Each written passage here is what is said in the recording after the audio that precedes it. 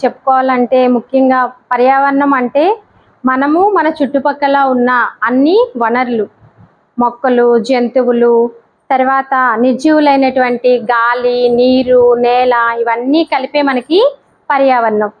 మానవుడిగా మనం ఈ భూమి మీద హ్యాపీగా ప్రశాంతంగా బతకాలి అంటే మనం ఒక్కరమే సరిపోము. మనతో పాటు మన చుట్టుపక్కల ఉన్న అన్ని అంశాలు కూడా మనకి సహకరిస్తేనే మనం ప్రశాంతంగా మన జీవనాన్ని గడపగలుగుతాం. అందులో మనకి బాగా ముఖ్యమైనవి మనం ఎక్కువగా పరిసరాలపైన ఆధారపడి సంపాదించుకునేవి ఏంటి అంటే గాలి, నీరు, ఆహారం. వీటిని మనం పొందాలి అంటే ఎక్కువగా మనకు కావాల్సినవి మొక్కలు.